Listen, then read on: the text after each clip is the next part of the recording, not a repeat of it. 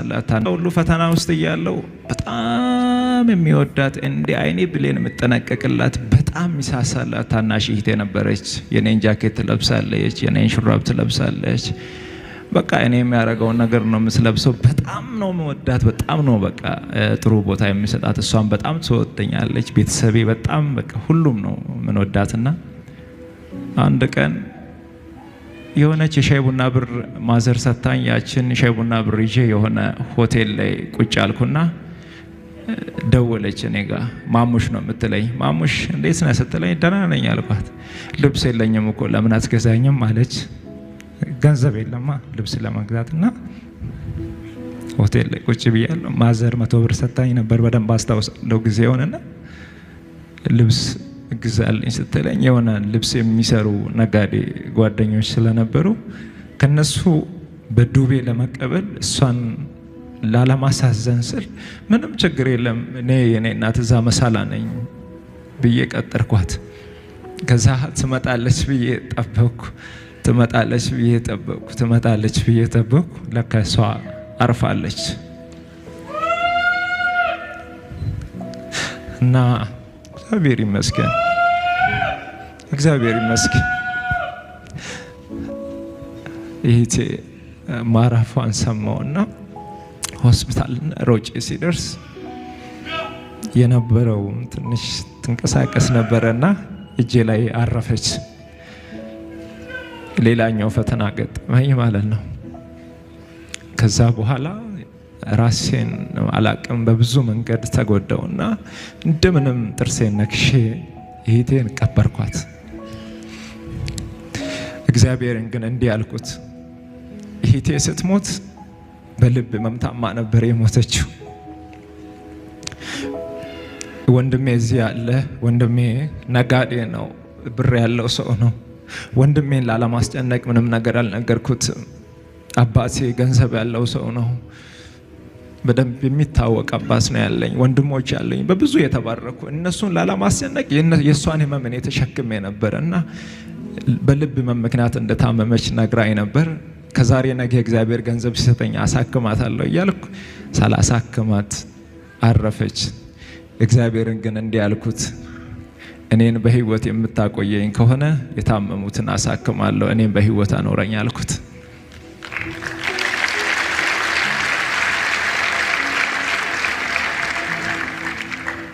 አንድ ግን ከኔ ያልተላቀቀ ከባድ ፈተና ነበር። በዛ ሁሉ መሃል ማጣት፣ አንገት መድፋት፣ ብቸኝነት፣ መራብ፣ መጠማት፣ መከፋት ከኔ ያልተለየም። ያ ሁሉ ፈተና ሲገጥመኝ ሁሉን ነገር ከጨረስኩ በኋላ አሁንም ለመመለስ በሰው ፊት መውጣት አልችልም።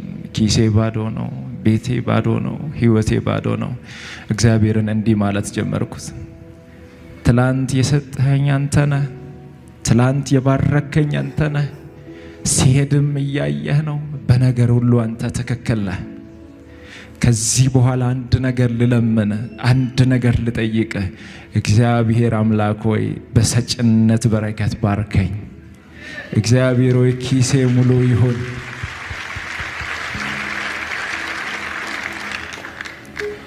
ኪሴ ሙሉ ይሁን፣ ቤቴ ሙሉ ይሁን፣ ጓዳዬ ሙሉ ይሁን። አሁን ባርከኝ። ካልባረከኝ አልለቅህም፣ ካልባረከኝ አልለቅህም። አንገት በደፋውበት ምድር አንገቴን ቀና ልታደርግ የምትችል ተኛውበት ተነስቼ ነው ይህንን ቪዲዮ የሚሰራው። ይታችን ዩትናስ በአይካኒክ አዋርድ ኢትዮጵያን ወክላ በአፍሪካ ደረጃ እየተወዳደረች እንደሆነ ሁላችንም እናውቃለን። ይህ ውድድር ቮት ማድረጊያው ዛሬ ከሰዓታት በኋላ የሚቆም ነው። በዚህ ሰዓት ላይቭ ላይ ነው የምንገኘው። ሁላችንም ላይቭ ላይ በመምጣት ይታችን እንድታሸንፍ። ሰላም እንደምን ቆያችሁ? መታመሜን ሰምታችሁ በጣም ብዙ ሰዎች እየተጨነቃችሁ ነው። መታመሜን የነገርኳችሁ እንድትጨነቁ ፈልጌ ሳይሆን እንድትጸልዩልኝ ስለሚፈልግ ነው።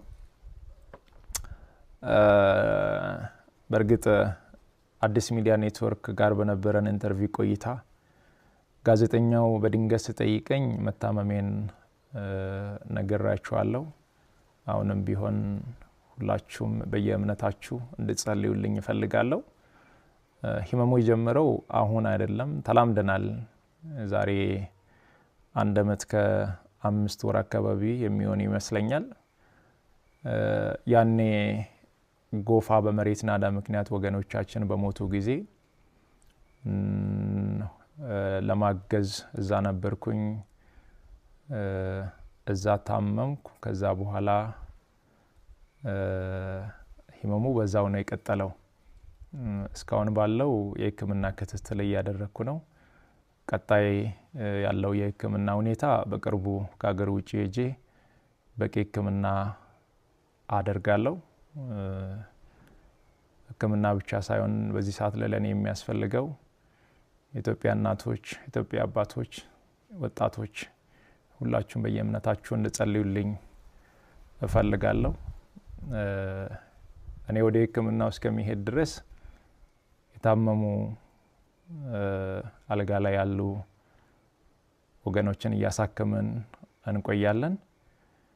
በመጨረሻም አንድ ማለት የሚፈልገው በዚህ ሰዓት ለኔ የሚያስፈልገኝ አንድ ነገር ብቻ ነው። አሁን ከሚነግራችሁ ነገር ውጪ ለኔ ምንም ነገር አያስፈልገኝም። ሁላችሁም በየእምነታችሁ ጸልዩልኝ። ጸሎትና ጸሎት ብቻ ነው የሚያስፈልገኝ። ከዛ በተረፈው እግዚአብሔር ሁሉን ይችላል። አመሰግናለሁ። ሁሉ ፈተና ውስጥ እያለው በጣም የሚወዳት እንደ አይኔ ብሌን የምጠነቀቅላት በጣም ሚሳሳላት ታናሽ እህቴ ነበረች። የኔን ጃኬት ትለብሳለች፣ የኔን ሹራብ ትለብሳለች። በቃ እኔ የሚያደርገውን ነገር ነው የምትለብሰው። በጣም ነው መወዳት፣ በጣም ነው በቃ ጥሩ ቦታ የሚሰጣት። እሷን በጣም ትወደኛለች። ቤተሰቤ በጣም በቃ ሁሉም ነው ምንወዳትና አንድ ቀን የሆነች የሻይ ቡና ብር ማዘር ሰታኝ፣ ያችን ሻይ ቡና ብር ይዤ የሆነ ሆቴል ላይ ቁጭ አልኩና ደወለች እኔ ጋር። ማሙሽ ነው የምትለኝ። ማሙሽ እንዴት ነህ ስትለኝ ደህና ነኝ አልኳት። ልብስ የለኝም እኮ ለምን አትገዛኝም አለች። ገንዘብ የለማ ልብስ ለመግዛትና ሆቴል ላይ ቁጭ ብያለሁ። ማዘር 100 ብር ሰታኝ ነበር፣ በደንብ አስታውሳለሁ ጊዜውንና ልብስ ግዛልኝ ስትለኝ የሆነ ልብስ የሚሰሩ ነጋዴ ጓደኞች ስለነበሩ ከነሱ በዱቤ ለመቀበል እሷን ላለማሳዘን ስል ምንም ችግር የለም እኔ የኔ እናት እዛ መሳላ ነኝ ብዬ ቀጠርኳት። ከዛ ትመጣለች ብዬ ጠበቅኩ፣ ትመጣለች ብዬ ጠበቅኩ፣ ትመጣለች ብዬ ጠበቅኩ። ለካ እሷ አርፋለች እና እግዚአብሔር ይመስገን፣ እግዚአብሔር ይመስገን። ይህቴ ማረፏን ሰማውና ሆስፒታል ሮጬ ሲደርስ የነበረው ትንሽ ትንቀሳቀስ ነበረና እጄ ላይ አረፈች። ሌላኛው ፈተና ገጠመኝ ማለት ነው። ከዛ በኋላ ራሴን አላቅም በብዙ መንገድ ተጎዳውና እንደምንም ጥርሴን ነክሼ እህቴን ቀበርኳት። እግዚአብሔርን ግን እንዲህ አልኩት፣ እህቴ ስትሞት በልብ መምታማ ነበር የሞተችው። ወንድሜ እዚህ ያለ ወንድሜ ነጋዴ ነው፣ ብር ያለው ሰው ነው። ወንድሜን ላለማስጨነቅ ምንም ነገር አልነገርኩትም። አባቴ ገንዘብ ያለው ሰው ነው፣ በደንብ የሚታወቅ አባት ነው ያለኝ። ወንድሞች ያለኝ በብዙ የተባረኩ፣ እነሱን ላለማስጨነቅ የእሷን ህመምን የተሸክሜ ነበር እና በልብ ህመም ምክንያት እንደታመመች ነግራኝ ነበር። ከዛሬ ነገ እግዚአብሔር ገንዘብ ሲሰጠኝ አሳክማታለሁ እያልኩ ሳላሳክማት አረፈች። እግዚአብሔርን ግን እንዲህ ያልኩት፣ እኔን በህይወት የምታቆየኝ ከሆነ የታመሙትን አሳክማለሁ፣ እኔን በህይወት አኖረኝ አልኩት።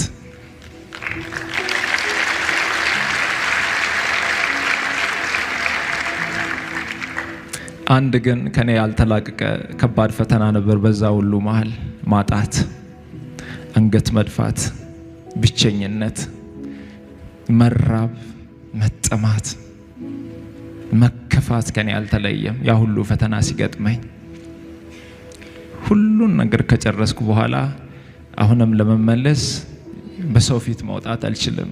ኪሴ ባዶ ነው፣ ቤቴ ባዶ ነው፣ ህይወቴ ባዶ ነው። እግዚአብሔርን እንዲህ ማለት ጀመርኩት፣ ትላንት የሰጠኸኝ አንተ ነህ፣ ትላንት የባረከኝ አንተ ነህ። ሲሄድም እያየህ ነው። በነገር ሁሉ አንተ ትክክል ነህ። ከዚህ በኋላ አንድ ነገር ልለምን፣ አንድ ነገር ልጠይቅ። እግዚአብሔር አምላክ ሆይ በሰጭነት በረከት ባርከኝ። እግዚአብሔር ሆይ ኪሴ ሙሉ ይሁን።